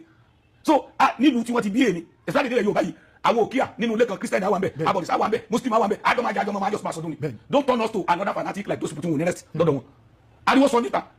bàbá tó ní Ali Usman gangan ó wá dìde ó wá gba mẹ́kìlọ́ wọn ni pé àfa àfisẹ́ dédé mọ́lẹ̀ Àyùbá ló kuta o ẹ̀mọ́ lẹ́ ń go if I didn't use the courage to talk that day I am telling you àwọn èèyàn ti wà nínú àwọn tó tún wọn train àwọn ẹ̀dùnkẹ́ bẹ́ẹ̀ Àyùbá àfa wa ni pé kàmọ́ lè lóko. tó dẹ̀ máa wà títí láì. tó dẹ̀ máa lọ ni so they impart most of the problem with the app in Nigeria today is from the religious leaders. Pastor mi á ṣe wàásù mi àwọn pastor kan wọ́n ti gbé kíní kan sínú àwọn tó ń sìn lọ́dọ̀ wọn débi pé tọ́ba èèyàn tó wá sọ fún èṣù ni pastor wọn dẹ̀ ń wá sọ fún tó fi ń gbàdúrà fún wọn because àwọn pastor yẹn nínú most of the Pentecostal kíní kan yẹn náà àwọn náà ní tí wọ́n fi pamọ́ tẹ́pẹ́ ọ̀dọ̀ aláṣọ fún wọn ti lọ ń gbà lóru ó ní ẹgbẹ́ tí wọ́n jọ wà wọ́n bí ní pé tí ọmọ ìjọ àwọn mẹ́mọ̀dẹ̀ tọmọjọ bá lọ bẹ̀ táwọn ẹ̀ bá rí vision tó láwọn kì í rí vision àṣírí àtú the same thing ní some Muslim cleric gbé sínú àwọn tó wà lọ́dọ̀ wọn so àti fi ẹ̀sìn àti ìbá meditate jẹ the president will be cautious because òun náà fẹ́ kí ìlú ó dàrú mọ́ lójú kò sí bàbá kan tó fẹ́ kọ́ mọ̀ òun kú o kò sí bí ọmọ ẹsẹ̀ wíkẹ́ẹ̀dì tó kò sí bí ọmọ ẹsẹ̀ báàdì tó ó fẹ́ kí nǹkan ṣe o ọmọ tó ṣe kẹ́bàdà bá káàkiri ìgboro tó bá gbọ́dọ̀ kan fẹ́ ṣe wà á fara ya ni o so níbẹ̀ yẹn there is nothing the president can do much. ẹ ṣeun gan bàbá nígbà tí wọ́n ti wá kó àwọn ọmọ yìí jáde bàbá kí lẹ lérò pé kí ni ohun tí ìjọba kí ló yẹ kí wọ́n ṣe fún àwọn ọmọ yìí torí àtúntò rí àwọn fọ́nrán kọ̀ọ̀kan nísìnyí tí wọ́n sọ pé for now gbogbo nǹkan tó bá jọmọ́ bí ìwé títí àwọn ọmọ kéékèèké yẹn tó máa fi pé bí ọmọ ọdún mẹ́wàá tó máa fi pé ọmọ ọdún mọ́kànlá above 15 years òun ni kí wọ́n ṣẹ̀bẹ̀ sí lọ léèwé àtúntò rí àwọn fọ́nrán bẹ́ẹ̀ kí lẹ lérò pé àwọn ọmọ ìgangan kí lẹ fi pé kí ni kí ìjọba ṣe fún wọn àti principal màmá yẹn torí gbogbo fídíò tari aṣọ kan tí ó wà lọ́rùn màmá yẹn látìgbà tí wọ́n ti kidnap wọn títí tí wọ́n fi fi wọ́n lẹ̀ aṣọ kan yẹn náà ló wà lọ́rùn wọn wọ́n dẹ̀ lò 56 days nínú igbó kí lẹ lérò pé kí ni kí ìjọba kí wọ́n ṣe fún àwọn ọmọ yìí àti ìyá yìí. ṣé ajínigbé máa ń sọ fún yàn pé mo fẹ́ wá jẹ gbé ni tí wàá fi páàkì aṣọ ẹ̀ àbẹ̀ ìtọ́lọ́pàá fẹ́ mú lé ṣé yóò kẹsàn-án kúrò sí lọ́sẹ̀ lè ajá tó lọ lé ẹkùn tó gbọ́ lọ́rọ̀ wọn I knew we have some responsible human being government gbogbo wọn náà kọ́ ló bá dìgbò stupid as of now wọn ò lè sí nílé wọn wọn á gbé wọn lọ sí teaching hospitals ni tí wọ́n á fún treatment tí wọ́n fi wọ́n síbi kan tí wọ́n máa jẹ tó dáa tí wọ́n á fi recover then their education should be taken care of by the Ọ̀yọ́ state government Ọ̀yọ́ state government gbọ́dọ̀ make sure pé at least ìyà tí wọ́n jẹ yẹn wọ́n jẹ ìyà fún orílẹ̀-èdè wọ́n jẹ ìyà fún sanji ìyà fún gbogbo wa ni wọ́n ti open eye wa lórí kankan because bí ìgbà pé èèyàn lọ tó fẹ̀mí ara ẹ̀ sílẹ̀ fún kankan ni ẹni tó lọ wẹ̀ tó padà ẹnì kan sọ lọ́jọ́ kan ogun láfi parí ẹ̀mọ́ ní tó bá rí riot ní wàá mọ̀ ogun ṣe kékeré àwọn tagbélé Haúsá ta witness àwọn riot lẹ́mọ̀ pé ìlú lè èmi ò mọ̀ pé ọ̀gẹ̀dẹ̀ dúdú ṣe é jẹ láìsè mi ò mọ̀ pé máa ń jẹ iṣu láì jẹ́ kó ṣe tó dẹ̀ ń dùn lẹ́nu wa táwọn mú mi sí you see there are a lot of things tó pé téèyàn bá rí wàhálà tán á mọ̀ pé wàhálà le so èmi ò advice ìjọba wọn ò lè da àwọn ọmọ yẹn lẹ̀ bẹ́yẹn because even the family wọn ti wà devastated tẹ́lẹ̀ so the only thing kódà I will advise them all of the family must be empowered kí wọ́n empower wọn káwọn lè dúró fún ara wọn then àwọn ọmọ yìí kan di ọmọ ìjọba àti school at everything kíjọba ó take care kìíní yẹn to certain level torí ta bá ní pé to university level bíjọba mi débẹ̀ ṣe pé ṣe mákindé òní pẹ́ kúrò bíjọba mi bá débẹ̀ wọ́n sọ pé ṣèyí ló sọ yẹn then you can't tell Tinubu to do it torí wọ́n ti ń gbé èèyàn ní ilẹ̀ Haúsá kì í ṣe ní north center north kìíní kan north west ó ti ń gbé èèyàn bẹ́ẹ̀ sí it's more than 20-15 years kò sí ọ̀nà tó ṣe fáwọn ọmọ tó jí bí àwọn tó fi sílẹ̀ if you do anything special for these people yóò di political wahala wọ́n ní torí kó jẹ́ ìlú ẹni even the concentration tó gbé lórí àwọn nǹkan tí ń sọ̀rọ̀ pé torí kó jẹ́ ilẹ̀ Yorùbá ni pé àwọn olùwárí gbà padà ìsílẹ̀ bẹ́ẹ̀ yẹn rí but they spend this I understand so only limit to the extent Yorùbá lè ṣe náà kọ́tà lè ṣe ni pé medical day kí wọ́n rí pé wọ́n wọ̀ all right. Two, they should take care of their feeding and every other thing for some period. And at least, kí wọ́n arrange empowerment for the family of those children. At least their parents. Ìyá àti bàbá kan ní nǹkan gidi kan tí wọ́n lè máa ṣe láti take care ọmọ yẹn. Because one, trauma táwọn ọmọ yẹn tí wọ́n rí inú wọn dùn kan fún ìwọ̀n ni tó wà lẹ́nu wọn sì pọ̀ o. Torí ìsìnkú ìsìnkú dúbú èèyàn níwájú èèyàn o. Irú èmi sì mi ò lè padìyẹ. Àná jòkè ò lè dúbú adìyẹ níwájú mi. Mi ò lè gba abẹ́rẹ́ sífẹ̀. Mi ò lè lé mọ́ wòyàn kọ́ máa fún yàn lábẹ́rẹ́ nífẹ̀. Ọmọ mi kan strong. Wọ́n fẹ́ fún ní abẹ́ kan gbẹ ìjẹ kan fi yẹ mo sákúrò ń bẹ̀ ni. So kí irú mi wá rí níbi tí ti slot èèyàn. I remember one riot ní Kano rí abọ́nkí riot mo rí òkú àwọn èèyàn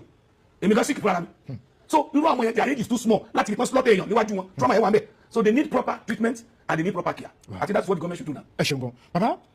nínú àwọn tí wọ́n tún jí gbé yìí náà nínú àwọn tó jẹ́ bí olùkọ́ tí wọ́n pa gẹ́gẹ́ bí ẹ ṣe sọ tó slọ́tà yìí tí orúkọ yìí náà jẹ́ Michael Oyedokun a rí pé àwọn fámìlì wọ́n ti fi àtẹ̀jíṣẹ́ kan gẹ́gẹ́ bí bẹ́ẹ̀rẹ̀ àwọn ṣe máa lọ wọ́n ti tẹ̀ síta abapàdé lórí social media náà ni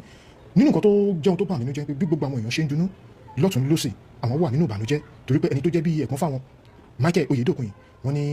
gbogbo ilé àwọn ké torí pé bó ṣe lọ kò lórí ọ̀fẹ́ láti padà wá mọ́ bàbá irú ẹbí táwa sọ yìí àti ìdílé tí wọ́n fi sílẹ̀ tí ìdílé Michael Oyedokun yìí ǹjẹ́ ṣe lérò pé ó yẹ kí ìjọba yàtọ̀ sí nǹkan tí wọ́n fẹ́ ṣe fún àwọn tí wọ́n jí gbé torí pé àwọn olórí ọ̀fẹ́ láti padà wá mọ́ ǹjẹ́ ṣó yẹ kí irú àwọn ènìyàn gangan ṣó yẹ kí wọ́n ní ohun kan tó jẹ́ wọn pàtó ibi tí mo fẹ́ lọ nìyẹn. tí wọ́n gbọ́dọ̀ get special treatment it's not only kí lórúkọ ẹ̀ Ọ̀yọ́ state government nìkan kọ́ ni tiẹ̀ that local government gbọ́dọ̀ ní nǹkan kan ní pàtó tó máa ṣe fún family yẹn and if possible it's not even possible the wife that is the deceased wife and the family must be placed on certain salary for life then the burial supposed to be state burial àwọn yẹn state ló yẹ kó ṣe ìjọba ló máa ṣe burial fún then àwọn kankan wà kì í ṣe pé bóyá fún ní 10 naira 20 naira owó tó owó lẹ́ẹ̀kan gbé fún ìdílé ẹ̀ pé ìyá gbà so that àwọn ọmọ tó fi sílẹ̀ and those children supposed to be placed on scholarship for life ọmọ tó bá fi sílẹ̀ supposed to be on scholarship for life he is supposed to be your state white paper and the local government chairman must be called to order pé responsibility ẹ̀ làwọn family yìí látòun lọ there are some things tí local government gbọ́dọ̀ máa ṣe there are some things tó yẹ pé council àdúgbò gbọ́dọ̀ máa ṣe there are some things tó yẹ pé house of rep member state house of rep member yẹ kó máa ṣe there are some things tí senator gbọ́dọ̀ máa ṣe tó jẹ́ pé kí ni ìwọ̀n kì í ṣe àdé net yẹn tí èèyàn bá bí ìbẹ̀ta ní local government iṣẹ́ local government chairman ni láti lọ hospital láti clear bill yẹn àti take ọmọ ẹ̀ to certain level but they won't do it and the populace the people don't know that it is their responsibility njẹ́ wọn pé arábìnrin yóò tiẹ̀ mọ̀ pé ó ní nǹkan tó yẹ kí councillor àdúgbò máa ṣe fún wọn mọ̀ pé tọ́ka wà tí ìjọba councillor àdúgbò ṣe fún wọn mọ̀ pé tọ́ka local government chairman ṣe fún so ti Oyèdòkun yìí is now a state wahala because kò sí ẹni tí tó kú naturally kan lájẹ́ pẹ̀lú kú yìí it's not very easy fún ìyàwó àtọkọ láti bọ́ ọmọ àti ilé tọ́pẹ́ gbọ́ wà pẹ̀lú ẹnìkan so ìyàwó ẹ̀ ó ti di property ìjọba òkú yẹn Ọ̀yọ́ state yẹ kó ṣe and it's not pé mo kàn rán èèyàn lọ kì í sọ̀rọ̀ ẹnu lásán the day the government want to go there on the burial even if you sending a commissioner or anybody wọ́n present owó yẹn tí gbogbo ayé á rí pé this is 50 million 100 million from Ọ̀yọ́ state government to help this family because of that promise I will be paying you every month yóò máa lọ sẹ́kẹ́rẹ́ àti kò ní lówó gbà bọ́n náà fi sípẹ́ kò ní lówó yẹn bọ́n bá ní pé wọ́n fẹnu sọ Nàìjíríà dájú débi pé ẹni tó yẹ kó kówó yẹn fún woman yẹn ó lè sọ di personal money tiẹ̀ Nàìjíríà kò fi tiẹ̀ ní kò fi gé èèyàn láyé kò fi gbé rẹ̀ sókè so ó ti di àkànṣe iṣẹ́ fún ìjọba burial and everything supposed to be Ọ̀yọ́ state responsibility. ẹ ṣeun gan baba lórí ọ̀rọ̀ yìí náà la ṣe wà torí oríṣiríṣi ló ń ṣẹlẹ̀ nílùú Ọ̀yọ́ kọ́lọ́hún bá kó bá a dá sí ìlú Ọ̀yọ́ àti ìlú Nàìjíríà pátápátá baba lẹ́yìn ìgbà tí wọ́n fọ́ ilé Súrì àrí pé Súrì náà jáde wọ́n sọ oríṣiríṣi ọ̀rọ̀ ṣùgbọ́n nínú àwọn ọ̀rọ̀ tí Súrì sọ Súrì ní gbogbo nǹkan tó bá jẹ́ pé wọ́n sọ pé wọ́n bá nílé àwọn tó fi torí ẹ̀ tó fi fọ́ ilé yẹn baba kò sí nǹkan tó jọ bẹ́ẹ̀ kódà níbi tí wọ́n ti ń sọ̀rọ̀ yìí wọ́n ké lórí ẹni tó bá wo fọ́nrán yẹn ọ̀pọ̀lọpọ̀ àwọn èèyàn sọ pé arákùnrin yìí pẹ̀lú kọ́mẹ̀tì tí mo kà arákùnrin òun ṣe ní jàgídíjàgan èmi ò mọ Súrì rí mi bá wọn pàdé rí o kọ́mẹ̀tì tí mo bá pàdé ló jẹ́ kí n máa sọ bẹ́ẹ̀ wọn bàbá lẹ́yìn ìgbà tí mo tún tẹ̀síwájú tí mo tún wú ọ̀pọ̀lọpọ̀ àwọn nǹkan tí ọ̀pọ̀lọpọ̀ àwọn èèyàn sọ wọ́n tún sọ pé ní pé gbogbo nǹkan tó ń ṣẹlẹ̀ nílùú Ọ̀yọ́ a sì ń dúró pé lórí pé political thing ní pé kò yẹ kí ìjọba ìlú Ọ̀yọ́ kò yẹ kó da ilé Súrì kò yẹ kó dáwó bàbá ṣé bọ́ ṣe dáwó yẹn ṣé ohun tó da ni àbí kẹ́ nǹkan mi wà tí ẹ pé wọn tí ì bá gbogbo ayé sọ tó yẹ pé wọ́n kọ́ ṣe ń gbá géèmù fúnra wọn ká lò bẹ́ẹ̀. ìjọ tẹ sọ̀rọ̀ Oríyọmí Hamzat bẹ́ẹ̀ni I thank God some of his close aide called me they agree with me on some parts and wọ́n lè sọ pé irú táwọn náà bá sọ tẹ́lẹ̀ nìyẹn nígbà mo sọ̀rọ̀ gbogbo sọ̀rọ̀ jùgbà yẹn mo dúpẹ́ pàwọn náà dúró pé bí mo ṣe sọ yẹn òun náà take correction to it sẹ́rí ìjọba ìpínlẹ̀ Ọ̀yọ́ wọ́n ṣe àṣìṣe fún ilé Súrì tí wọ́n lọ dàwó kì í ṣe pọ́n ní Súrì kidnap àbí sọ́nà ló kidnap èèyàn rárá wọn ò mú fún robbery wọn ò mú fún kidnapping mi ò rí kéèsì kan tí wọ́n rí sí lọ́rùn torí mi ò rò pé bóyá gbẹ́jọ́ kan dé pé bóyá Súrì pààyàn níbì kan àbí ó train ní àwọn ẹni burúkú kan lẹ́niwẹ̀ ṣùgbọ́n kankan wà tí mo fẹ́ kẹ́yìn èèyàn máa gbọ́ kò sí iná tó ń jó tẹ̀ fi òní jáde kò dẹ̀ sẹ́ẹ̀fì tí ò ní múná jáde ìkankan bẹ láàárín Mákindé àti Súrì àti Oríyọmí Hamzat then bẹ́ẹ̀ yẹn bá gbé gbòógì olóró tẹ́lẹ̀ tó bá bìlọ́ tó wọ́n kàtẹ́ ìjọ tó bá dá tiẹ̀ sí ó ti dọ̀tá àwọn kàtẹ́ yẹn o bí ó ṣe ṣubú ni wọ́n máa wá Ṣèyí Mákindé is not a politician honest and gbogbo ẹni mo fi sọ Ṣèyí Mákindé governor Ṣèyí Mákindé is not a politician a good politician will not do that I'm telling you honestly wọ́n kọ́ lé Súrì padà fún ó lè má jẹ́ public knowledge wọ́n fi ṣe ni ẹ̀ kàn ní pé ilé dìde padà ni wọ́n á kọ́ lé ẹ̀ fún because Súrì bá ní good backing tó ní good legal something àwọn ènìyàn Ọ̀yọ́ state government torí mi ò rí ìdí kan tí wọ́n fi lè wọlé ẹ̀ gbà tí wọ́n débẹ̀ wọn ò borí èèyàn mẹ́wọ̀ àbí wọ́n láwọn èèyàn tó kó pamọ́ sínú ilé tán ní ó kidnap síbẹ̀ àbí wọ́n kó pàtì èèyàn jáde Súrì fúnra rẹ̀ ó mọ̀ pé òun ti bá Mákindé jòun bá mu ó ti mọ̀ pé àwọn onímùlẹ̀ kan láàrin ara wọn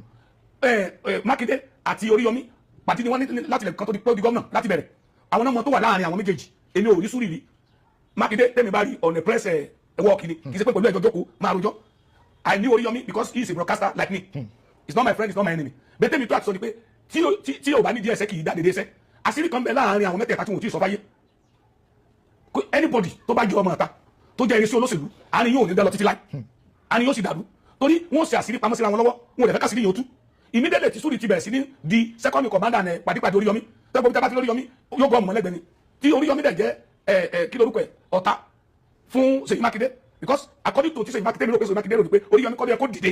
láì jẹ́ pé kì í ṣe true òun ló máa fi dìde pé bóyá Mákindé lóun fẹ́ ṣe kọ́ mọ́ gbọ́dọ̀ jẹ́ true tòun ni kì í ṣe kó dá dúró bí fúnra rẹ̀ kó wá sọ pé òun wà ní the same level àbí kó ju òun lọ because Oríyọmí is claiming pé òun popular ju Mákindé lọ for today òun dẹ̀ ẹsẹ̀ nílẹ̀ ju Mákindé lọ and there is no politician tó fẹ́ kí lorúkọ ẹ̀ competition láàrin ara wọn many politician fẹ́ kẹ́lómi ó dìde lọ́dọ̀ àwọn àwẹ̀ tọ́lọ́kọ̀ bá wà family yìí kò fẹ́ kẹ́nìbọ̀dì onídàánímọ̀ kẹ́ máa gbà kẹ́ máa tọrọ lọ́dọ̀ ẹ̀ ni o kò fẹ́ kẹ́nìbọ̀dì so Súrì his case is a different thing Ọ̀yọ́ state government don't have any legal right to demolish there. Èyí tí Edo state government don't demolish aráàlú support ẹ̀ nítorí pé it's either they are to kidnapping drug kìdí kan army something ìtàn ṣe tó hàn tí gbogbo ayé rí pé kaba ìwọ̀n ṣe ni tí àwọn agbófinró dẹ̀ mú wọn bí wọ́n bá ti àwọn wọlé sórí ó yẹ kí wọ́n rí mú náà ó yẹ kí wọ́n declare wọ́n tẹ̀ kí wọ́n rí mú kí wọ́n establish kó community abominable offence kan. You can't just say you are looking for somebody today ó lè gbé kápẹ́tà lẹ́lẹ́ kejì lọ́wọ́ and I don't think there is any power tó ní agbára demolish ilé yẹn láti kó ní legal backing. Ọ̀yọ́ kí lórúkọ ẹ̀ Edo state governor kò kàn ní kí lọ́jọ́ kejì kó lọ demolish ilé wọ́n mú kidnapper wọ́n bá àwọn tán kidnap nílé yẹn ibẹ̀ ni wọ́n lò ní la kidnapper yẹn lò wọ́n kó amúlẹ̀ jáde bẹ́ẹ̀ wọ́n kó àwọn èèyàn tí wọ́n ti kidnap jáde bẹ́ẹ̀ wọ́n kó party wọ́n kó gbẹ tó bá dìbò all really right wọ́n everything bẹ́ẹ̀ wọ́n demolish only moral justification because it's a threat to the community bẹ́ẹ̀ ni Sule ò tí ì ní anything against the community I'm sorry I don't know Sule but Ọ̀yọ́ state government akọ́lé ẹ̀ padà fún mi kò ní ìdìpọ̀ àwọn èèyàn náà ò yá dìde lọ́yọ̀ náà àwọn èèyàn ti mọ bá Mákindé sọ̀rọ̀ pé tó ṣe ó dàbí kéèsì kí lórúkọ mẹ́rin Yínká Ayéfẹ́lẹ́ tí wọ́n lọ wó radio station sẹ́wọ̀n kọ́ radio station padà fún ẹ gbàgbé pé ibi position ti Ayéfẹ́lẹ́ wa but àwọn èèyàn ló lọ sọ gbọ́dọ̀ pé you overdo it ọ̀nà jẹ eré kan jẹ ni àwọn náà mọ̀ tó wà láàrin wọn gbà yẹn bẹ́ẹ̀ ni wọ́n ti sọ́fìt ẹ ló sọ ẹkún tani ó lu lẹ́yìn tí wọ́n kódà ìjọba jẹ fún náà lọ́wọ́ sábà kàtì ẹ̀ bá kó mọ́tò ẹ̀ jáde àbá kó àwọn kankan jáde ńbẹ̀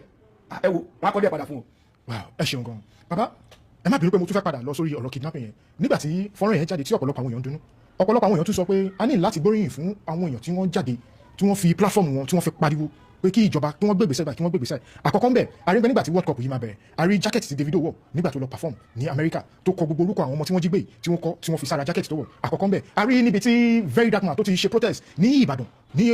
tó káàkiri tó pariwo àrí ibì kankan náà tí Sowore náà ti sọ̀rọ̀ nípa ọ̀rọ̀ kidnapping àti ọ̀pọ̀lọpọ̀ àwọn tó jẹ́ eléré orí ìtàgé ti Yorùbá tí wọ́n jáde tí wọ́n sọ̀rọ̀ tí wọ́n fi platform wọn tí wọ́n sọ̀rọ̀ ṣùgbọ́n ibi tí mò ń lọ gangan ni pé nígbà tí wọ́n rescue àwọn ọmọ yìí àwọn èèyàn pariwo ní pé kò yẹ kí Very Dark Man kó máa gbóríyìn fúnra ẹ̀ torí Very Dark Man jáde ó ní pé ìgbà tí òun jáde tóun ṣe protest ní ìlú Ọ̀yọ́ wọ́n dẹ̀ fi yá àwọn ní pé àwọn máa gbé ìgbésẹ̀ ní pé protest àwọn pẹ̀lú nǹkan kí Dark Man tó jáde oníjọba ti gbé ìgbésẹ̀ let me tell you one thing ẹ máa ṣe mistake kan ṣẹ́ni every woman being náà tẹ̀sán yìí they want every available opportunity láti gbéra wọn ga they politicize everything protest mi yàtọ̀ fún àwọn teachers yẹn wọ́n ṣe justifiably because school ni wọ́n attack àwọn teachers tí wọ́n wà effective ó wọ̀ okay irú ìtì Very Dark Man ṣe bí kí lórúkọ ẹ Tinubu must go ló ń pariwo tẹ́lẹ̀ ẹ understand he came to Ọ̀yọ́ nígbà tó rí pé drum yẹn fẹ́ máa change ló sọ pé ẹ má sọ Tinubu must go mọ́ bandit must go bring sẹ́ni àwọn protest kan wà tí ò necessary from certain people irú tí Sowore ò ní meaning because he will not even do it reasonably honestly he do things sometimes out of point but ṣebí ìjọ kejì tó ti kidnap àwọn ọmọ yẹn làwọn sójà ti ilé ẹ̀fọ́sọ́mẹ́tẹ̀ jẹ tí gbogbo wọn ti wọnú igbó ẹ lè sọ pé torí ẹnìkan náà fi wọ igbó náà ìjọba mo sọ kíní kan lẹ́ẹ̀kan kò sí ẹ̀dá tí ó gbà kọ́ máa sọnù náà kò sí ẹni tó jó lórí ìlú Hyderabad ọ̀kìnrin kan tí ó gbà kí aburú máa ṣẹlẹ̀ nígbò kò sí ẹni tó sọ pé ní olùmọ̀sí káwọn ọmọ ẹwọ́ gbóná so protest has nothing to do with it it's only it reminds them jia them lájẹ́ kọ́mọ̀ pé kíní yóò dùn márààlú ẹ get me the one the teacher does is okay irú ìtí àwọn bóyá àwọn artist kọ́tà náà gbé jáde tó ṣe ó wà okay but if it's not politicized it's a good protest but tí ó bá yẹ pé lórí belongs to party yìí àbí ní wo olùsẹ́ntì kíní yìí ṣẹlẹ̀ sí òun ni wọ́n fi ṣe protest yẹn imagine what Seyi Makinde said pé president ò pé tàbí ẹ̀kọ́ pé president you see all these northern governors sometimes our Yorùbá máa ń rò pa gbọ́n ni if anything happen in their place they will run to the villa láti brief presidency pé ìtọ́sẹ̀ tó ṣẹlẹ̀ ní and they will be assisted immediately now ọmọ mi sọ pé orí form àbọ̀ ọmọ sẹ́mi sọ pé orí ẹ̀ ó wá lé mi ò pé kí ló ń ṣe sọ́kọ́ ló máa bá ní pé kọ̀ọ̀kan ṣe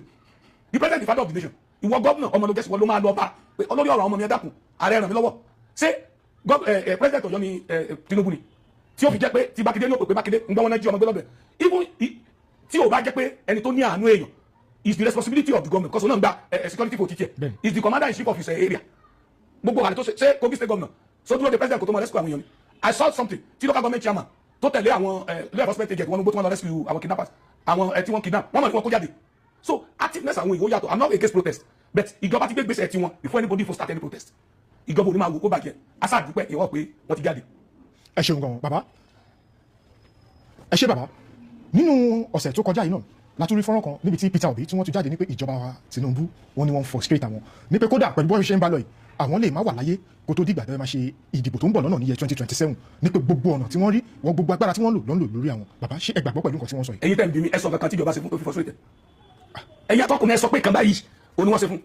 now airport tó pariwo airport tó sọ̀rọ̀ ẹ̀ airport tó ní wọ́n ti ṣe kan fún wọn ṣe kan fún ní airport wọ́n ti gbé CCTV footage jáde pé bẹ́ẹ̀ bá dé àwọn náà sá lọ airport bá tiẹ̀ lọ lóyìnbó and the airport àwọn become the airport pé you will drop somebody and you move exactly then even if you are not moving it's not even only the airport àwọn ibìkan wà ní banks níbi kan tẹ́ pé tó bá park mọ́tò o lè kúrò nínú mọ́tò yẹn ẹnìkan gbọ́dọ̀ wà ní mọ́tò stand by now wọ́n gbé wa kì í ṣe convoy ló gbé wa bẹ́ẹ̀ understand convoy kan ló gbé Peter Obi wa òun àti ọlọ́pàá kan tó wà ní àwọn èèyàn rẹ̀ ní pé Peter Obi ló sọ̀kalẹ̀ ń bẹ̀ he left the vehicle and went inside to the airport ó lọ sí kankan ọlọ́pàá tó tẹ̀lé náà fi mọ́tò ó lẹ̀ lọ àwọn èèyàn dẹ̀ ń wò pé mọ́tò yìí ó yẹ kẹ́nìkan wà nú ẹ̀ then nínú òfin ibẹ̀ yẹn ó tún yẹ kán fún yàn ní fáìnì ni ọlọ́pàá yẹn tó padà wá ó tún mú tó fẹ́ mú bẹ̀ ó tún padà lọ́hùn orí then the next thing they have to do ni pé n tó yẹ káwọn ṣe ni pé káwọn ó fi galagala sí mọ́tò yẹn láti ẹni tó ní bá dé àwọn ó lè mú ẹni yẹn yóò san fine which is normal tálẹ́ni yìí tó san fine gan tó ń pariwo gan there's one Nigeria náà tó ní wọn san fine ní airport tó park mọ́tò rẹ̀ tó san fine so n tí mo fẹ́ sọ ìnáná ni pé it's under the law ìkọ́ tí wọ́n ṣe wọ́n dẹ̀ fún respect kò yẹ kó tiẹ̀ mú ẹni press jáde torí ibi tẹ́lẹ̀ tọ́lọ́pàá lọ sọ pé wọ́n ti ṣe báyìí sí mọ́tò he called the airport authority pé mọ́tò tèmi ni o and they ordered the vehicle to be released without doing anything wọ́n ṣe anything wọ́n ṣe kọ́kọ́ fún wọ́n á mọ̀ sí kọ́ máa pé they are frustrating you ká ní pé ó débẹ̀ wọ́n attack àbígbà tó pé airport ẹ understand wọn ò release mọ́tò yẹn kò rí mọ́tò yẹn gbé kúrò ńbẹ̀ ó ní láti fi káàbọ̀ àbí kankan kúrò ní airport yẹn good and wọn ò respect personality yẹn let me tell you one thing P2B is a former governor he served with the federal government he served under Goodluck Jonathan government ó ti P2B ti ju ẹni tí ó ń gbé rẹ̀ sí level tó wà yẹn lọ even gan àwọn agbẹ̀ta lórúkọ dé díẹ̀ ó náwọn ibìkan tẹ́ pé nírú ẹ̀ bá ṣẹlẹ̀ sí wa ayọ́ kan wálé tó bá gbórúkọ apá wà ní I have to appreciate those people pé wọ́n ti ẹ̀ pọ́n mi lé what I expected of him is that at least wọ́n pọ́n òun lé gbà tó ń pè wọ́n ní dísìmọ́ tó ń fò kò tí ì débi wọ́n tẹ́tì wọ́n fẹ́ pa tó bá pé ó ti lọ sí kankan bí kẹtẹ́lẹ̀ tí wọ́n ti kọ́ fún pé kò ní pẹ́ kú kó sọ fúnra rẹ̀ because kò síbi tálágbára ń kọ́ ọ̀run bọ̀ ó yẹ ti dájọ́ fún pé ìjọba ìlú máa kú ni èmi mọ̀ pé kò sí kú lójú ẹ̀ kò sẹ́ tí ó kú nínú gbogbo wa. àmì àṣẹ Ọlọ́run ẹ ṣeun gan bàbá pẹ̀lú ọ̀pọ̀lọpọ̀ àwọn ọ̀rọ̀ tí ẹ ti wá bá a sọ yìí àwọn mi gẹ́gẹ́ bí orúkọ tí ẹ ní àti gẹ́gẹ́ bí pé a rí pé nígbà tí ẹ bá sọ̀rọ̀ a máa rí ọ̀pọ̀lọpọ̀ àwọn ènìyàn tó yẹ pé àwọn tẹ bá sọ̀rọ̀ ni pé ẹ jẹ́ kẹ́ ṣe báyìí kẹ́ ṣe báyìí kẹ́ ṣe báyìí a rí pé lẹ́yìn tí fọ́nrán yìí bá jáde tí wọ́n bá wò ọ̀pọ̀lọpọ̀ àwọn ẹni tẹ bá sọ fún yìí wọ́n máa ń gbé ìgbésẹ̀ àwa rí tó dà pé wọ́n máa ń gbóhùn yín dáadáa láṣẹ fẹ́ kẹ́ bá wa sọ̀rọ̀ yìí bàbá láàrin bíi oṣù tí a bẹ̀rẹ̀ sí ti di wákàtí tí a wà yìí a ti ń rí àwọn nǹkan kan tí ó yẹ pé bí àwọn ọlọ́pàá kọ̀ọ̀kan ṣe máa ń ṣe lọ́nà bóyá tí wọ́n bá fẹ́ arrest ni a ti ń rí ọ̀pọ̀lọpọ̀ àwọn èèyàn dẹ̀ ń fi fọ́nrán oríṣiríṣi wọn fi ń jáde bàbá ìwé bí àwọn ọlọ́pàá bí wọ́n ṣe ń harass aráàlú ó jẹ́ ohun tó yẹ pé yes ó bá nǹkan jẹ́ kò ń ṣe gbogbo wọn àárẹ̀ àwọn kan tó yẹ pé wọ́n ṣe kíní pẹ̀lú pé àwọn wà professional àmọ́ àárẹ̀ àwọn kan náà tó yẹ pé wọ́n wà díẹ̀ káàtó bàbá tábà ní kabẹ̀ sí sọ ó pọ̀ lóríṣiríṣi láti bẹ̀rẹ̀ oṣù àlè sọ ìyàwó ìtọ́ ẹ̀pọ̀ tí ṣẹlẹ̀ tẹ́lẹ̀ bàbá mo kàn fẹ́ kẹ́kọ̀ọ́ bá wọn fún àwọn tó jẹ́ pé àwọn ọ̀gá agbófinró ẹ bá fún wọn ní mẹ́sẹ̀jì gẹ́gẹ́ bí àti àwọn nǹkan tẹ́yìn náà ti rí kí lẹ lè rí sọ sí lórí àwọn nǹkan. one I really appreciate the present IG tani mẹ́sì ẹ kọ sára sí ẹ rí i pé tí fọ́nrán bíi mẹ́wàá bá jáde it will take action on at least 6 or 8 immediately fọ́nrán yẹn bá ti jáde that means pé wọ́n follow wa wọ́n mọ̀ tó ṣẹlẹ̀ I have a follower he's a good friend Supo Balogun ní Gando police station lẹ́kùnbí he has called me this morning ó máa ń tẹ̀lé mi bọ́mbà tó bọ́mbà ni this is a type of policeman tí wọ́n bá sọ fún yín pé ẹ rí Supo Balogun lójú títì máa fàyè mi búra he will never go to the road láti escort you nígbà yẹn sars bí wọ́n ṣe gbùrùgbùrù fáwọn ọlọ́pàá tó tí wọ́n jí Gando police station àwọn èèyàn protect ẹni àtàwọn ọlọ́pàá kan because àwọn ọlọ́pàá kan wà tó ń jí ọlọ́pàá irú ẹ̀ ní IG ta ní sí because IG tó wà nígbà tó wà lẹ́kọ̀ọ́ náà gbogbo ala close fún àwọn bó ṣe wà press friendly bó ṣe máa handle yàn sí ẹ̀ẹ́dẹ̀ gbé kéèsì rẹ̀ kó má wá díẹ̀ délẹ̀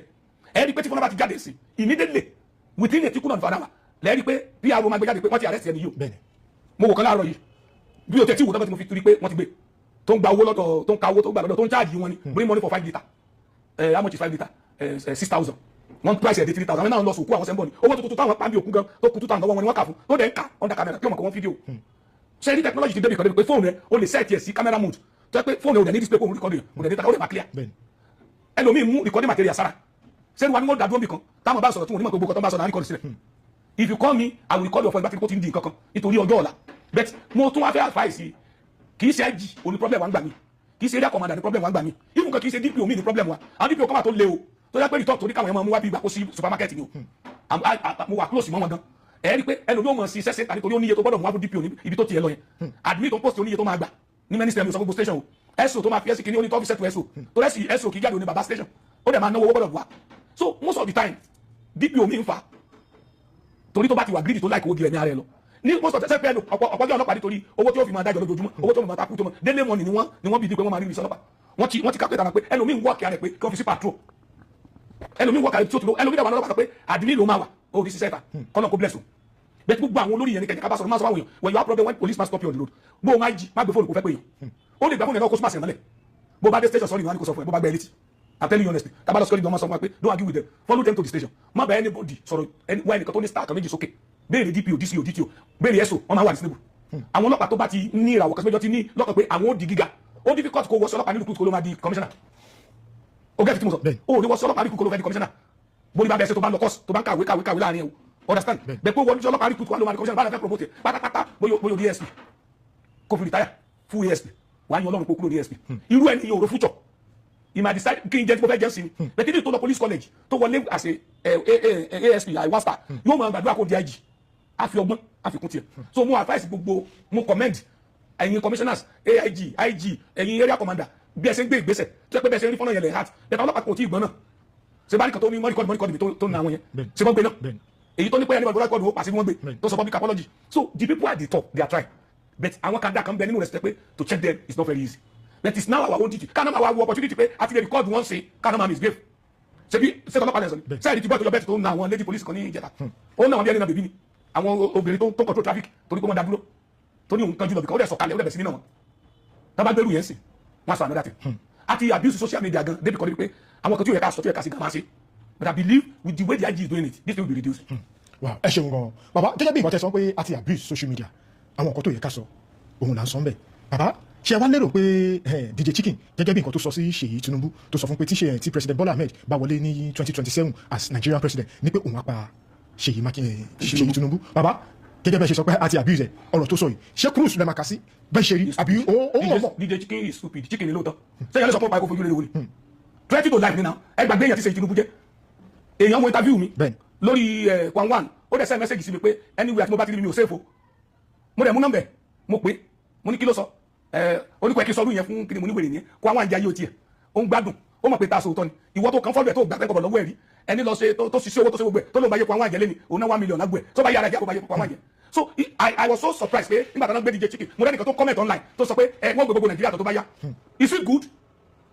Everybody has the kí lórúkọ ẹ̀ constitutional right láti lọ sí any position political position ní Nàìjíríà. You have the right to contest for presidency. You have the right to be anything. So kí ni ẹ̀ṣẹ̀ tí Ṣèyí Tinubu sẹ̀wọ̀n pé bàbá ẹ̀ jẹ́ president ó wá bàbá ẹ̀ bá wọlé 27 wọ́n pa sẹ́wọ́n lẹ́ni wọ́n pa ọmọ ẹ̀kọ́ ọmọ náà lọ́gbẹ́ yẹn èyí á sọ pé wọ́n pa ọmọ mi lọ́fọlọ́pàá gbé mi délé tó bá tẹ́tí mi kó máa pa mí àfọlọ́pàá gbé ẹni tẹ́tí tó láì ẹ̀ sọ pé sọ lásán àmọ́ tí ó jẹ́ tẹ́lẹ̀ kó àmì tó náà kó sọ̀rọ̀ ẹ̀ náà mo ní abuse social media if not you will imagine somebody wake up in the morning and president wèrè olórí burúkú kí burúkú adé tó bá pick irú ẹ̀ can you do it in a fast country so lè ṣe nílùú òyìnbó ni àmì gbogbo kan tí Nàìjíríà bá ti ní opportunity máa sí lò everything I mentioned something the other day mo sọ lọ́tẹ́ni náà mo ní àwa Nàìjíríà were so daft many of us wọ́n bí ní gbogbo tó ẹ̀kọ́ sí láyé president gbọ́dọ̀ sí fáwọn. Did you know that your senator is collecting within 2 to 5 billion naira as constituency allowance on your name? Tó yẹ kó fi empower àwọn aráàlú ẹ̀, tó yẹ kó fi ṣe ọ̀nà, tó yẹ kó fi ṣe transformer, tó yẹ kó fi ṣe iná, tó yẹ kó fi empower artisans, tó yẹ kó fi tún ìlú ṣe. Ṣé bí mo rí ẹ wo John Faleke mi ò rí lójú ẹ lọ sí Ìkẹjà àbọ̀ kórópè tó wà ní Ìkẹjà 70% kórópè tó wà ní Ìkẹjà Faleke orúkọ Faleke lè máa ní lórúkọ níbẹ̀ almost 70% of Marwa Kẹ́mi Ìkẹjà Faleke lè máa ní empower by Faleke with constituency allowance so nìkan ló ń gbà ní. Ẹ wo House of Rep kan ní Ọ̀ṣun state lọ́dún yẹn tó kó 50 kórópè 20 tó kó gbẹ̀jáde ọ̀kadà everything tó ẹ̀ pàwọ̀ èèyàn òun ló sọ fún wọn pé ní ayé ìjọba tó kọjá 500 million fún àwọn pàkọ́tà as constituency allowance bẹ́ẹ̀ ní ayé Tinubu 1 billion òní House of Rep ń gbà 2 billion to 5 billion òní senator ń gbà what is the threat of the people tí wọ́n ń gúrú lé lórí the local government chairman is collecting within 300 to 450 million every month kí ni wọ́n ṣe ládùúgbò ẹ̀ your House of Rep member ní state wọ́n gba constituency allowance láti ran àdúgbò lọ́wọ́ ó wá kọ́ bíríjì onípàkọ́ wọn pàtẹ́wọ́ fún èèyàn gba 160 million ó kọ́ bíríjì onípàkọ́ ó ṣe bá wọ 250,000 ẹ̀ pàtẹ́wọ́ fún then you now go and give him chief president title àtúndùsẹ̀ àbábà àbíjẹ́ bí ọkọ̀ fi ṣe we have the power now of the social media ó yẹ ká fi attack àwọn tó yẹ ká attack ni let me tell you one thing an average American will never mention Trump name kò sí tó kọ́ pẹ̀lú Trump ẹni tó kàn ó ní kí lórúkọ ẹ ti jẹ́ mayor àdúgbò wọn tòró ti bí pé Trump ti ṣe tó yẹ kó ṣe fún mayor ní problem òun yẹ kó bá sọ̀rọ̀ many people kò mọ kásẹ̀ lẹ̀ o ọ̀pọ̀ ọmọchi kò mọ local government chairman kò tiẹ̀ rírí are you getting me but the only person tí wọ́n rántí láyé ó ní Tinubu bó bá sọ̀rọ̀ sí ìyàwó ẹ̀dọ̀ tó gbà fún Tinubu ní ìjọba so wà á ti sí social media digo chicken àbílẹ̀ pé ẹjọ́ mọ̀ chicken ara rẹ̀ kẹ́lómi náà fi sàríkọ́gbọ́n is not the best ẹ jẹ́ ká respect ẹ ká respect. ẹ ṣeun gan bàbá láti parí gbogbo ohun tí a ti ń sọ ó ní ìṣẹ̀lẹ̀ kan tó ṣẹlẹ̀ nínú ọ̀sẹ̀ tó kọjá yìí tari Samilari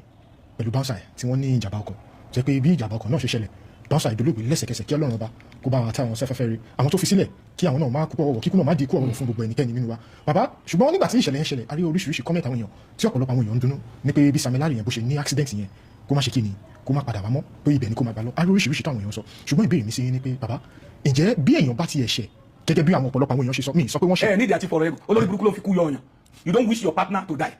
bíbélì náà sọ pé a kò fẹ́ ikú ẹlẹ́ṣẹ̀ bí kò ṣe kó ronú kúwàdà ah you sọ Samilari ti ẹ̀ṣẹ̀ ṣe bí tí wọ́n sọ ni it's not established anybody tó bá wish ikú fẹ́ lómi kì í ṣe èèyàn tó dá ẹ má jà fi kú yọ wa it's not an important issue tẹ́ ká discuss. bàbá kí n tó yọ̀ǹda yín pátápátá gẹ́gẹ́ bí nǹkan tí ẹ ṣàlàyé fún wa pé ọ̀la ojúmọ́ tó máa mọ́ ọlọ́la July 12 òun lọ́jọ́ òbí tí mo dẹ̀ mọ̀ pé gbogbo àwọn èèyàn tí wọ́n ń bẹ nílé àgàgà àwọn olólùfẹ́ yín tó yẹ pé wọn ò lórí ọ̀fẹ́ láti ta yín lọ rẹ ṣùgbọ́n mo mọ̀ pé eléyìí á jẹ́ opportunity fún wọn láti ṣọwọ́ kúdúrú bàbá máa fẹ́ kí ẹ bá wa pé account number yín ẹ bá wa pé lẹ́kùnrẹ́rẹ́. mo ti ẹ̀ lálàá pé mo ya fọ́tò pẹ̀lú fẹ́sà funfun lánàá mo ní bàbá tó fẹ́sà yẹn kọ́kọ́ lẹ́fẹ́. bóyá àwọn olólùfẹ́ mi kan ló fẹ́ sọ pé ọba àsìkò tó kókó fẹ́sà rẹ̀ yìí July 12 ní birthday mi mo sì mọ̀ pé gbóyin lẹ fẹ́ràn mi ìwọ́n tó bá lọ́rẹ̀ tó fẹ́ ta mi bóyá ó pè ló fẹ́ fi ṣe àbí money point 806 7 470 806 7 yóò lọ Opay àbí money point bá fẹ́ fi sí Adéyẹmí Prince Olúwafẹ́mi ló máa gbé jáde ọwọ́ tí àpò tẹ́ ti fẹ́ yọwọ́ báńkì tẹ́ ti fẹ́ mú jáde gbogbo tẹ́ bá fẹ́ fún kò ní gbẹ àbùsí ní tómi òkun àbùsí ní tómi ọ̀sà ẹnìkan rí di ọkọ ẹnìkan rí di ọ̀sà ẹnìkan rí di ọmọ onígẹlẹgẹdẹ ayé òní rí di yín àbò ní fẹ́ bá fún yín lóúnjẹ jẹ mo dúpẹ́ in advance. ẹ ṣeun gan bàbá kí a tó parí gbogbo ohun tí a ti ń sọ gbogbo iléeṣẹ́ Freeride TV àníkàgẹ́yìn pé àkó àlàjọ ọdún ẹ̀mí àṣẹ púpọ̀ láyé ọdún tó ń bọ̀ inú ìdẹ̀ra inú owó inú àlàáfíà àìkúbálẹ̀ ọ̀rọ̀ inú ẹ̀lẹ́ ti máa ṣe lára àìfín ṣàwátì o.